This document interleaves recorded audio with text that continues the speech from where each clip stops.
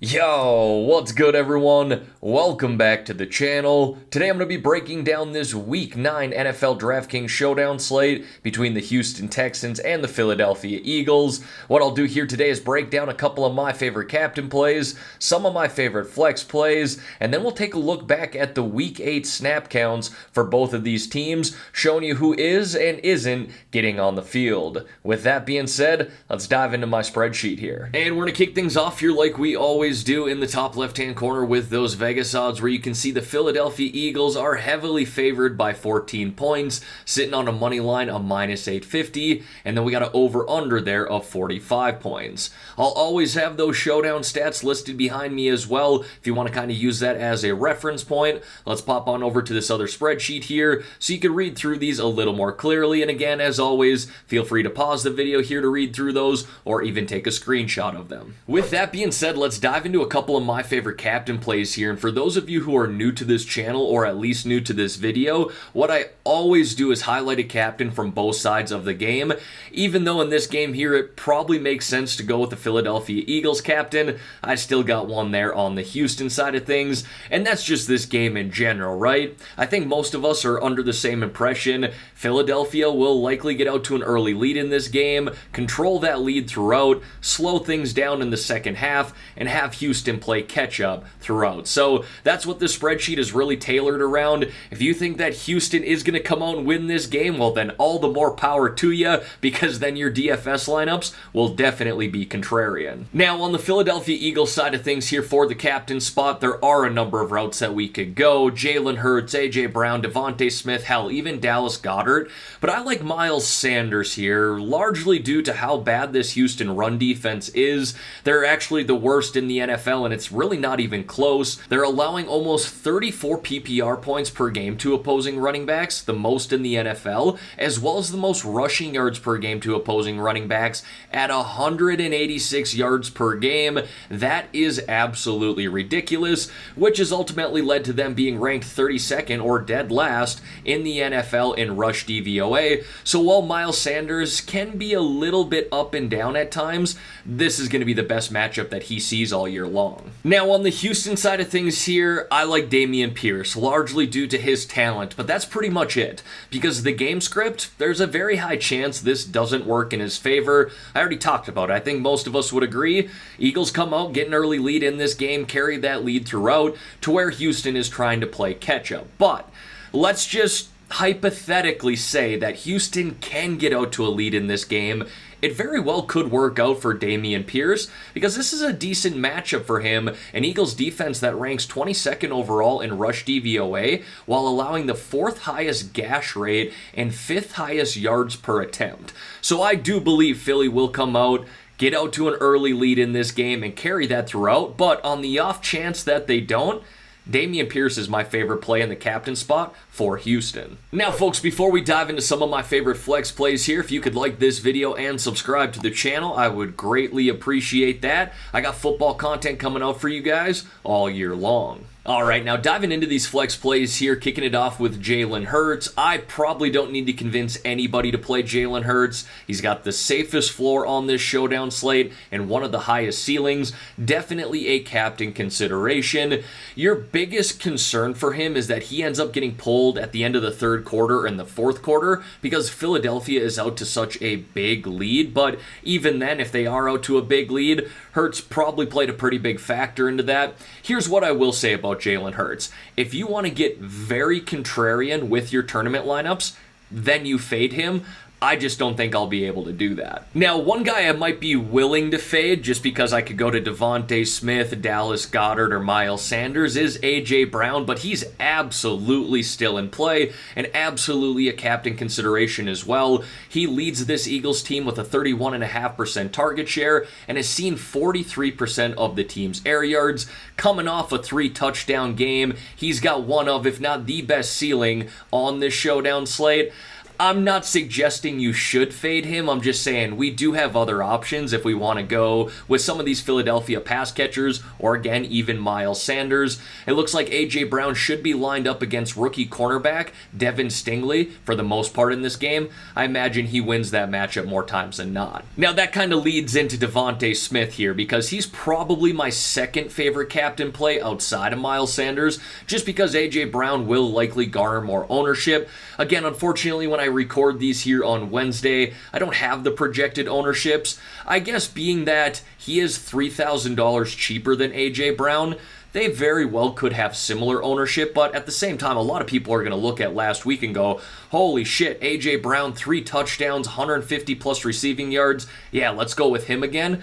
I'm not afraid to pivot off of that to Devontae Smith. Both are solid plays here, but I think Devontae Smith kind of flies under the radar a little bit when this is still a guy who's seen a massive 25% target share and one of the best offenses in the league. Now, one guy I could very well see myself fading here is Brandon Cooks, but I'm going around and looking at the Houston Texans offense here going, who the hell do I talk about? It's got to be Brandon Cooks, right? I mean, he's the only guy on this team that sees consistent targets thrown his way. Okay, we could go with Philip Dorsett, but he's legit got the same matchup as Brandon Cooks against James Bradberry and or Darius Slay. I don't love that. Okay, well, we can go with the slot wide receiver then in Chris Moore. Well, he's only seen an 8% target share this year, so ultimately I land on Brandon Cooks here because he is the most talented wide receiver in this offense, but I'm not in love with it, that's for sure. Now, I don't know if I've ever seen a defense priced this high here on a showdown slate, at least not in recent memory. Certainly one of the highest that I can recall, but I'm glad that DraftKings did this, because if they would have priced him at $4,000 or even $5,000, basically everybody would have played them. But at $7,000 here, it really makes you think about it a little bit. Do I really want to play the Eagles defense over Dallas Goedert, who's $400 cheaper? Maybe you do play both, but again, it makes you think about it a little bit. But I have no problem playing them whatsoever, especially if they are going to end up carrying lower ownership due to the price. This defense ranks second overall in total DVOA this year, while generating the 4th highest pressure rate, so they should be able to get after Davis Mills here in this game.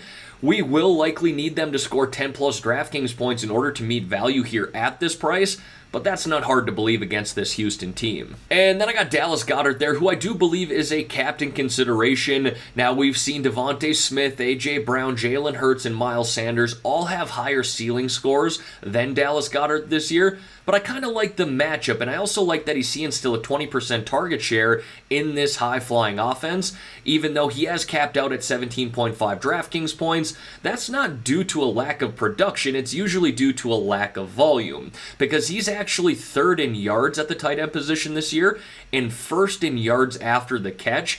I'm just waiting for him to break one of those long touchdowns and have himself a ceiling game, and at $6,600 here, he's pretty damn cheap as well. Alright, now to wrap up this spreadsheet here, I got 3 more options on the Texans side of things. I pretty much talked about all Philadelphia players so far, and even though I'm not really in love with anything the Houston Texans have to offer, I got to give you a few other options on their side. We're going to start here with Rex Burkhead, and this is a hypothetical scenario. Let's just say the Eagles get out to a massive lead in this game, going with a 3-4 touchdown lead heading into halftime. Is it crazy to think that the Texans go, you know what, let's not beat the hell out of our rookie running back and Dameon Pierce on a short week in the second half, let's get Rex Burkhead involved? I don't know if that's actually going to happen, but it's not crazy to think. And prior to last week, Burkhead played a decent role in the passing game, where he saw 3+ targets in every single game, again, prior to last week. 100% a hypothetical scenario, but that's kind of what we got to come up with considering the Houston Texans don't have a lot to offer. And while they really don't have a lot to offer, one guy who has been super consistent for them is their kicker in Fairbairn. He's hit 13 of 15 field goals so far this year with 11 extra points, whereas the Philadelphia Eagles kicker only has 7 total field goal attempts through 6 games. So I'll take Fairbairn over Elliott. The cause for concern here is, again, the game script. If Houston gets down in this game, how much will they really use Fairbairn? Well, I guess at the same time, this is the Houston Texans.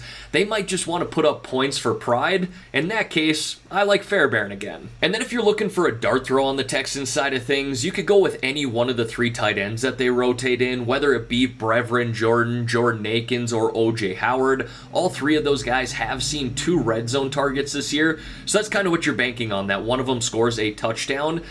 I give the edge to Brevin Jordan because he plays the most snaps out of all 3 of those guys. It's not significantly more than any one of them, but he's playing around 48% of the offensive snaps, which, again, technically leads the 3. And then to wrap up this video here, we're going to take a look back at the Week 8 snap counts for both of these teams, and I think this is particularly important on showdown slates, and especially showdown slates where one team could blow out the other team. You know, we know who the popular plays are, right? The Jalen Hurts, the A.J. Browns, the Devontae Smiths, but who's going to be that one-off play that could set our lineup apart? That's why I like to look here at the snaps, routes run, targets, and carries to give me an idea of, okay, maybe someone's only playing about 30% of the offensive snaps, but hey, they got 4 targets last week.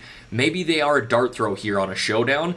You know, the Eagles, like I said, pretty straightforward, but it gives you an idea of who is and isn't on the field. And then we got the Houston Texans snap count here from Week 8. I'm looking at the wide receivers. Again, Dorsett and Cooks, really tough matchups. Chris Moore has the best matchup in the slot. I don't mind that he ran 26 routes, but I do mind that he had 0 targets on 26 routes.